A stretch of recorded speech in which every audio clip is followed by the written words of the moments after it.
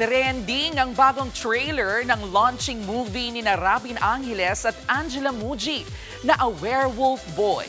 May mensahe naman ang tambalang rap gel sa kanilang haters. Nasa frontline ng balitang yan, si MJ Marfor. All eyes on Rap Gel mula sa kanilang pamatay na NNFF performance.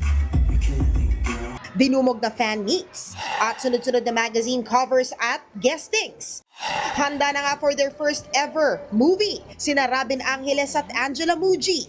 Talk of the internet ang teaser to drop ng A Werewolf Boy, lalo na sa table scene na Angela at Robin. Wait. Onti lang. Go. Eat. Good boy. Hango ito sa 2012 Korean hit of the same title starring Song Joong-gi.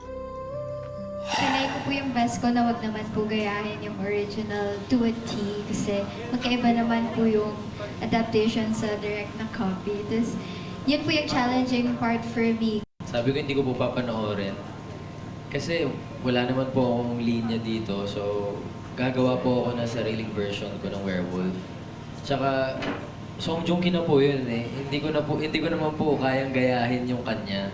Tsaka pag ginaya ko po yun, parang hindi maganda yung kakalabasan kasi siya yun eh. Ang galing niya eh. So gumawa po ako ng sarili kong version. Si Rabbit, to get into character, nag-ala werewolf literal. For 1 hour, bawal po ako mag-break. As in, wolf lang ako.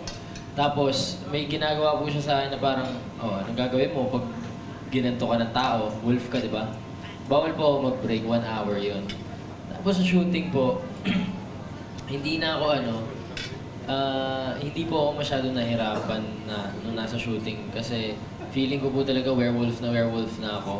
As one of the most popular love team ngayon, expected na ang mga negatipong comment online sa Rap Gel. Kasi ginawa namin inspirasyon yung mga haters talaga namin.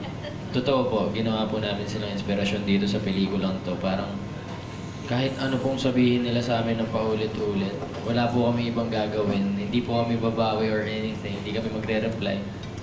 Ginalingan lang po namin sa pelikula namin. Mapapanood ang A Werewolf Boy sa mga sinihan this January 14. Nagbabalita mula sa Frontline. MJ Marfori, News 5. Mga kapatid, Jervy Wrightson po. Eto na nga.